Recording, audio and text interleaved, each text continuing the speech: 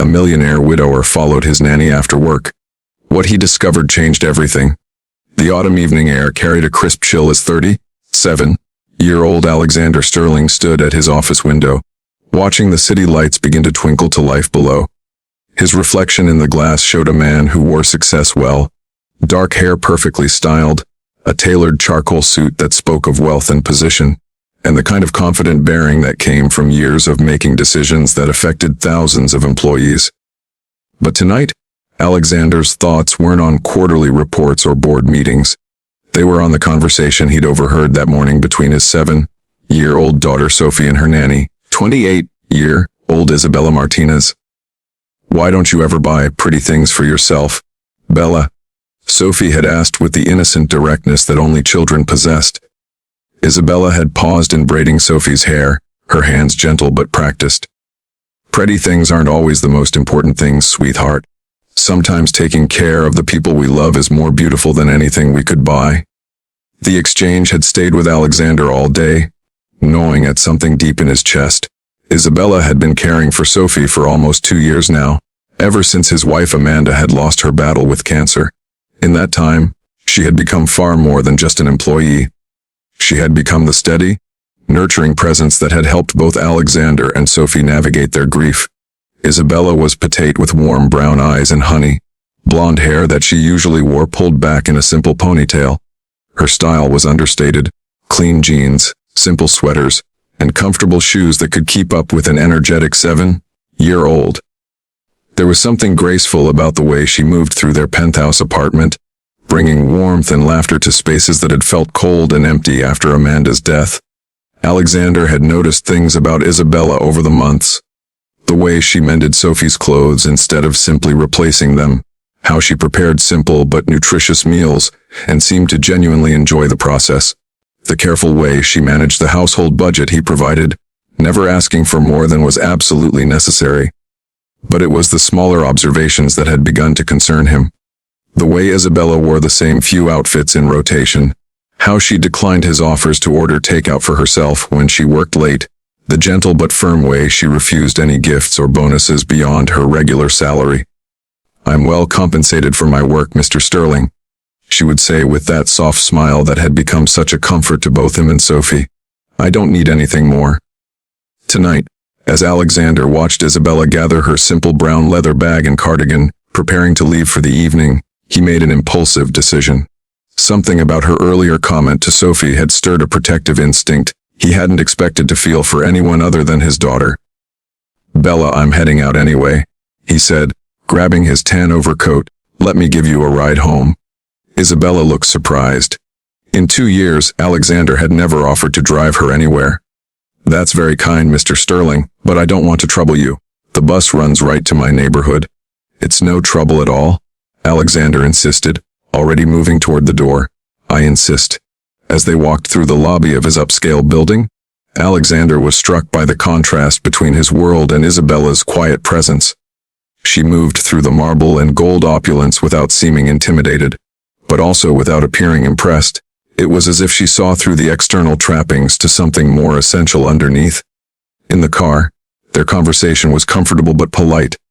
Isabella asked about his day, listened with genuine interest as he talked about a challenging negotiation, and shared funny stories about Sophie's adventures at school. But Alexander found himself paying attention to directions, rather than words, as Isabella guided him through increasingly modest neighborhoods. "You can drop me at the corner here," Isabella said as they entered a part of the city Alexander rarely visited. "Thank you so much for the ride." But Alexander's curiosity was fully aroused now. "I'd like to see you to your door, if that's all right. It's getting dark." Isabella hesitated, and Alexander caught something in her expression that looked almost like embarrassment. "Mr. Sterling, you really don't need to." "Please," Alexander said gently. "I'd feel better knowing you got home safely." They drove in silence for another few blocks until Isabella pointed to a small, somewhat run-down apartment building. As Alexander pulled up to the curb, he watched Isabella gather her bag and prepare to get out quickly, but something made him turn off the engine. "Isabella, wait a moment." She turned back, her brown eyes questioning. "I know this might sound strange, but would you mind if I walked you up? I'd like to understand more about your life outside of our home. Isabella's cheeks flushed slightly. Mr. Sterling, my apartment is very small, very simple. It's not what you're used to. I'm not asking to judge your home, Alexander said softly. I'm asking because I care about you as a person, not just as Sophie's nanny. Something in his tone must have convinced her, because Isabella nodded slowly. All right, but please don't feel sorry for me. I've made my choices deliberately. They climbed 3 flights of stairs in an older building that was clean, but clearly hadn't seen renovations in decades. Isabella's apartment was on the top floor, and as she unlocked the door, Alexander prepared himself for what he might find. What he discovered was something he hadn't expected. Isabella's apartment was tiny, just one main room that served as living area, kitchen and bedroom, with a small bathroom off to one side. But it wasn't the size that surprised Alexander. It was how she had transformed the space. Every surface was immaculately clean. Handmade curtains hung at the windows, sewn from fabric that was simple but chosen with care. A small bookshelf held well-worn volumes alongside photographs of what Alexander assumed were family members.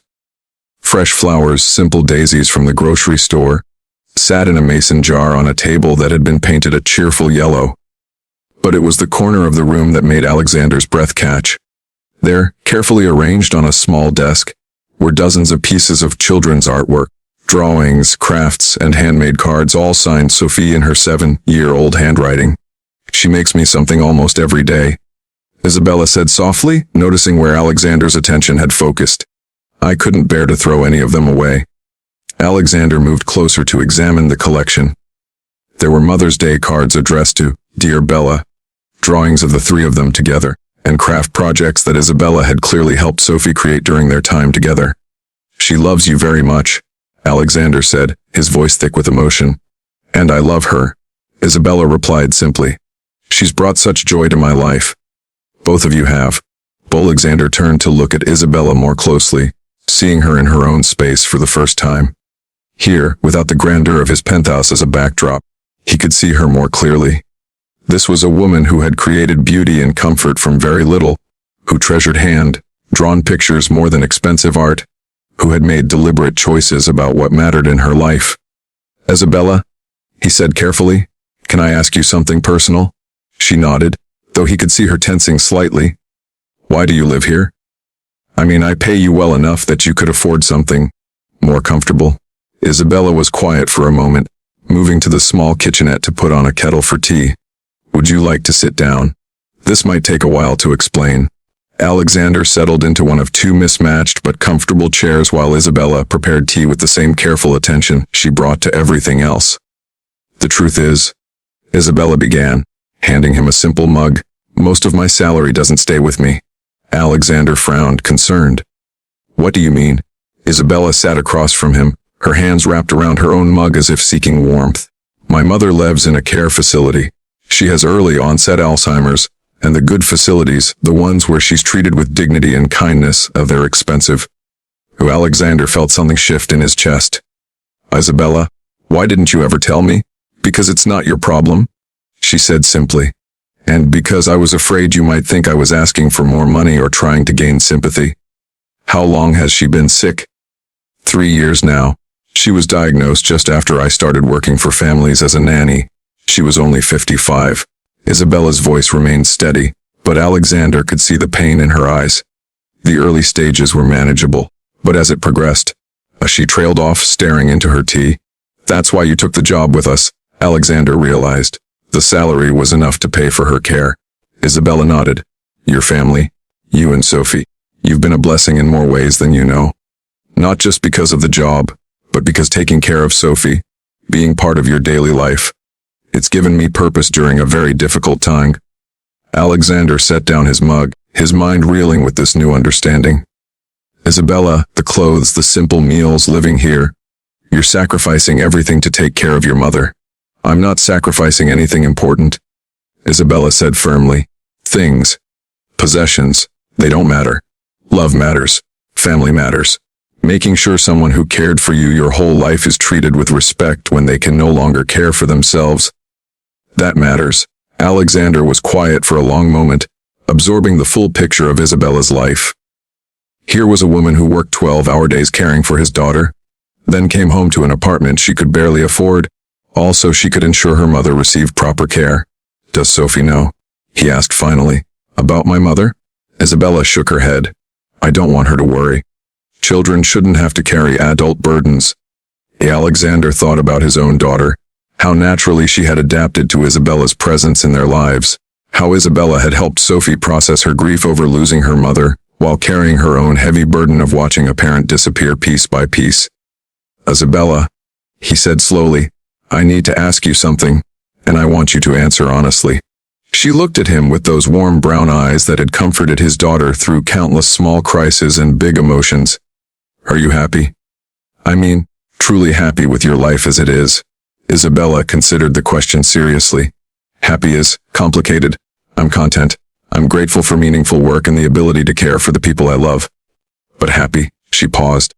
"I think I've forgotten what that feels like." The honesty of her answer hit Alexander like a physical blow. Here was a woman who had devoted herself completely to caring for others. His daughter, her mother, without reserving anything for herself. "What would make you happy?" he asked. Isabella smiled, but it was tinged with sadness. Small things. Being able to buy fresh flowers more than once a month. Not having to count every dollar at the grocery store. Maybe taking Sophie to do something special without worrying about the cost. She paused. "But mostly, I think I'd be happy if I could stop feeling like I'm failing everyone. Like I'm not doing enough for my mother, not giving Sophie everything she deserves, not..." She stopped, looking embarrassed. "I'm sorry? You asked a simple question and I'm telling you my whole life story." "No," Alexander said firmly. "I'm glad you're telling me. I should have asked before now." They sat in comfortable silence for a few minutes, the warmth of the tea and the intimacy of honest conversation creating a cocoon of understanding around them. "Isabella," Alexander said finally, "what if things could be different?" She looked at him questioningly. "What if you didn't have to choose between taking care of your mother and taking care of yourself? What if you could do both?" "Mr. Sterling, I appreciate the thought, but life doesn't work that way. We all have to make choices about what matters most." Alexander stood up, pacing to the window that looked out over the modest neighborhood. "But what if we could find another way?" Over the following days, Alexander found himself thinking constantly about his evening in Isabella's apartment. The image of Sophie's artwork carefully displayed on Isabella's desk.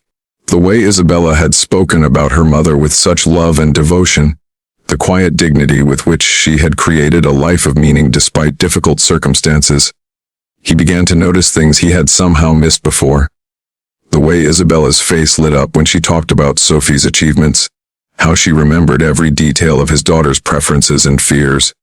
The gentle wisdom with which she guided Sophie through the normal challenges of childhood. But he also began to see the signs of stress he had been blind to. The slight shadows under Isabella's eyes that spoke of worry and sleepless nights. The way she sometimes paused in the middle of a sentence, as if her mind was elsewhere. The careful way she managed every resource as if it might be the last. "Daddy," Sophie said one evening as Isabella helped her with homework at the kitchen table. "Why does Bella look sad sometimes?" Alexander glanced over at Isabella, who was patiently explaining a math problem to Sophie with infinite gentleness. "What do you mean, sweetheart?" "Sometimes when she thinks I'm not looking, she gets this look. Like when Mommy used to worry about things." The observation pierced Alexander's heart. His 7-year-old daughter, with the emotional intelligence of someone who had already experienced loss, had noticed what he as an adult had missed. That night, after Isabella had left for the evening, Alexander made a decision. He picked up his phone and called his assistant. "Jennifer, I need you to research care facilities for Alzheimer's patients. The best ones in the city. I don't care about cost." The next morning, Alexander asked Isabella to stay after Sophie left for school. "Is everything all right?" Isabella asked, settling into the living room chair where she usually helped Sophie with reading. "Everything is fine," Alexander assured her. "But I have something I'd like to discuss with you." He pulled out a folder he had prepared and set it on the coffee table between them. "Isabella, I've been thinking about our conversation the other night, about choices and what makes a person happy." Isabella looked wary. "Mr. Sterling, if this is about a raise, I've told you, It's not about a raise," Alexander interrupted gently. "It's about family. He opened the folder to reveal information about Sunset Manor, the most prestigious Alzheimer's care facility in the city. "This is where I'd like your mother to receive her care," he said simply. Isabella's eyes widened as she scanned the brochure. "Mr. Sterling, this place, I could never afford for it," Alexander said. "I am." Isabella stood up abruptly, shaking her head. "No, absolutely not. I can't accept charity." "It's not charity," Alexander said calmly. "It's family taking care of family." "We're not family," Isabella protested, though her voice lacked conviction. Alexander stood as well, moving closer to where she stood with her arms wrapped protectively around herself. "Aren't we?" he asked softly. "Isabella, you've been more than Sophie's nanny. You've been her second mother, her comfort, her guide through the most difficult period of her young life. You've been my partner in raising her, my support when I didn't know how to help her process her grief." Tears were streaming down Isabella's face now. "You're my employer. I work for you." "No," Alexander said firmly. "You love my daughter. You've made our house a home again. You've brought laughter and warmth back into our lives. That's not employment, that's family." Isabella sank back into the chair, overwhelmed. "I don't understand what you're asking." Alexander knelt in front of her chair, taking her hands in his. "I'm asking you to let me take care of you the way you've taken care of us. I'm asking you to move your mother to Sunset Manor, where she'll receive the best possible care. I'm asking you to let me give you a real salary increase, not as charity, but as recognition of your true value to our family. And in return," Isabella asked, her voice barely above a whisper, "in return, you keep being exactly who you are. You keep loving Sophie the way you do. You keep bringing joy and peace to our home. And maybe," he paused, gathering courage for what he wanted to say next, "maybe you let yourself be happy again." Isabella looked into Alexander's eyes, seeing something there she hadn't expected. Not pity, not condescension, but genuine care and respect. "Why?" she asked simply. Alexander was quiet for a moment, choosing his words carefully.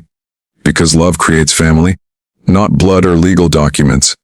Because I've watched you sacrifice everything for the people you care about, and it's time someone cared about you that way. Because Sophie deserves to see what it looks like when the people who love her also take care of each other." He paused, then added more softly, "And because over these past 2 years, you've become important to me too, not just as Sophie's caregiver, but as a person I admire and care about deeply." Isabella felt something shift in her chest, a loosening of the tight control she'd maintained over her emotions for so long. "Alexander," she said, using his first name for the first time, "I don't know what to say."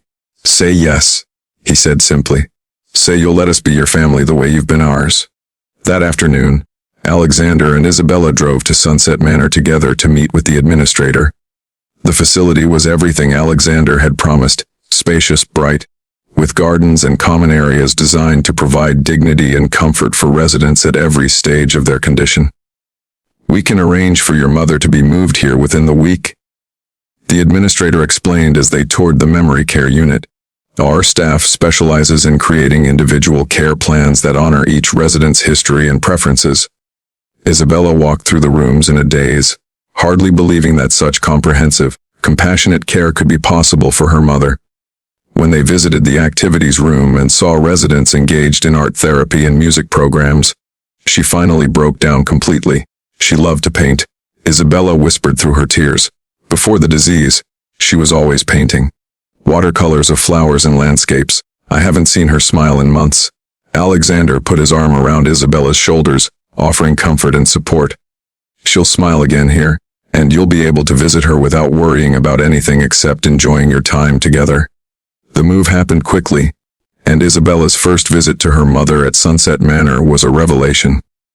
Her mother, Maria, was confused about many things, but she responded immediately to the cheerful, patient staff and the beautiful environment. "Mija," her mother said, using the Spanish endearment that had been Isabella's first word. "This place is like a garden. And the ladies here, they're so kind." Isabella spent the afternoon with her mother, joining an art therapy session where Maria painted wobbly but joyful flowers in bright yellows and oranges. For the first time in months, Isabella saw glimpses of the woman her mother had been before the disease. "She's going to be happy here," Isabella told Alexander that evening as they sat in his living room, while Sophie played nearby. "I can't believe the difference already." Alexander smiled, watching Isabella's face as she talked about her mother's day. The constant tension that had lived in her shoulders for months was beginning to ease, and he could see the beginnings of real peace in her expression. "There's something else I want to discuss with you," Alexander said after Sophie had gone to bed. Isabella looked at him curiously. "I've been thinking about our living situation. This penthouse is enormous, and most of it sits empty. There's a guest suite on the other side of the apartment that has its own entrance, its own kitchen. It's basically a separate apartment." Isabella's eyes widened. "Alexander, I couldn't—" "Hear me out," he said gently. "You're here 12 hours a day anyway. Sophie adores you and would love to have you closer, and frankly, I would feel better knowing you're not commuting across the city every day, especially in winter." He paused, then continued more softly. "And I think it would be good for all of us to be more of a family unit.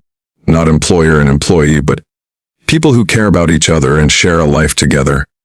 Isabella was quiet for a long moment, processing what Alexander was suggesting. "You're asking me to move in, to really be part of your family. I'm asking you to let yourself have a home where you're valued and cared for. I'm asking you to let Sophie have the stability of knowing her favorite person isn't going anywhere. And I'm asking myself to be brave enough to admit that our family works better when you're part of it." The move into the guest suite happened gradually over the following weeks. Isabella brought her few possessions, including Sophie's artwork and her mother's favorite books, and slowly began to make the space her own. Sophie was thrilled with the arrangement, delighting in being able to knock on Isabella's door for impromptu conversations and bedtime stories. Alexander found himself looking forward to the evenings, when the three of them would cook dinner together, Isabella teaching Sophie family recipes while Alexander contributed his limited but enthusiastic culinary skills. "This feels like a real family," Sophie announced one evening as they sat around the dining table sharing stories about their day. "Like how it was with Mommy, but different good." Alexander and Isabella exchanged a meaningful look over Sophie's head. Different good was perhaps the perfect way to describe what they had built together. Not a replacement for what had been lost, but something new and valuable in its own right. Months passed, and Alexander watched Isabella bloom in ways that took his breath away. With the burden of her mother's care lifted, and the security of a real home, she began to rediscover parts of herself that had been dormant. She started taking photography classes in her free time, something she had always wanted to do, but never had the resources for. Her pictures of Sophie and their daily life together were beautiful, capturing moments of joy and connection that Alexander treasured. She began cooking more adventurous meals, experimenting with recipes from her family's heritage, and teaching Sophie about the traditions that had shaped her own childhood. The penthouse filled with the scents of cumin and cilantro, and Sophie learned to roll tortillas and speak simple Spanish phrases. Most importantly, Isabella began to laugh again, really laugh, with the kind of abandon that comes from feeling safe and valued, and free from constant worry. One evening, as they sat on the balcony watching the sunset over the city, Sophie curled up between them reading a book. Alexander finally found the courage to say what had been growing in his heart for months. "Isabella," he said softly, "I need to tell you something." But she looked up from her own book, her brown eyes warm and attentive. "I love you," he said simply, "not just as Sophie's caregiver, not just as a member of our family, but as the woman who has brought light back into my life when I thought it would always be dark." Isabella's breath caught, and Alexander could see tears gathering in her eyes. "I know it might complicate things," he continued quickly, "and I don't want you to feel pressured or worried about your place here. Regardless of how you feel about me romantically, you and your mother will always be taken care of, and you'll always have a home with us." Isabella set down her book and turned to face him fully. "Alexander," she said, her voice thick with emotion, "I love you too. I have for months, but I was afraid to hope that someone like you could feel that way about someone like me." "Someone like you?" Alexander repeated, confused. "Isabella, you're the strongest, most compassionate, most beautiful woman I've ever known. I'm the one who should be worried about being worthy of your love." They kissed then, gently and sweetly, while Sophie continued reading between them, oblivious to the romantic moment, but surrounded by the love and security that had become the foundation of their unconventional family. They were married the following spring in a small ceremony attended by Sophie, Isabella's mother, who had a good day and remembered the significance of the occasion, and a few close friends. Isabella wore a simple but elegant dress that Alexander had insisted on buying, and Sophie served as their ring bearer with serious 7-year-old dignity. "I now pronounce you husband and wife," the minister said, and Sophie cheered loudly as Alexander kissed his new bride. At the reception, held in the penthouse that had become their true home, Isabella's mother gave a toast that surprised everyone with its clarity and insight. "My daughter," Maria said, her voice carrying the authority of maternal love. "She has always taken care of everyone else. Today, I see that someone finally wants to take care of her. This is how love should be. People choosing each other every day, making each other stronger and happier." Years later, when Sophie was in high school and Isabella's photography had evolved into a successful freelance business, Alexander would often think about that autumn evening when he had followed Isabella home from work. He had expected to discover something about her living situation that would help him understand her better. Instead, he had discovered something about the nature of family itself. That love creates bonds stronger than blood. That caring for each other is a privilege rather than a burden. And that sometimes the greatest gifts come disguised as ordinary kindness. "Do you ever regret it?" Isabella asked one evening as they sat in the same balcony chairs, where they had first declared their love, watching their teenager Sophie and her friends in the living room. "Regret what?" "Following me home that night. Getting involved in my complicated life." Alexander reached for her hand, bringing it to his lips for the gentle kiss that had become their daily ritual. "Never," he said firmly. "That night I thought I was being kind to an employee. Instead, I discovered the love of my life and learned what it really means to be a family." Isabella smiled, the radiant expression that had first captured his heart and continued to light up his world every day. "Your kindness saved me," she said softly, "but your love gave me a life I never dared to dream was possible." "Our love," Alexander corrected gently, "built on mutual care, sustained by daily choice, and strengthened by the knowledge that we're better together than we ever could be apart." As the city lights twinkled around them, and their daughter's laughter echoed from inside their home, Isabella thought about the woman she had been before Alexander's kindness had changed everything. That woman had been strong and loving, but she had also been slowly breaking under the weight of carrying everyone's burdens alone. This woman, the one who shared responsibilities and joys equally with a partner who valued her completely, this woman was whole in a way she had never imagined possible. Sometimes, Isabella reflected, the greatest love stories begin not with passion but with compassion. Not with grand gestures but with simple recognition of another person's worth. And sometimes, when we're brave enough to let ourselves be cared for as much as we care for others, we discover that we've been living half a life without even knowing it. The discovery that had changed everything wasn't what Alexander found when he followed Isabella home that night. It was what they both found when they chose to see each other clearly, love each other completely, and build a family based on the revolutionary idea that everyone deserves to be cherished exactly as they are.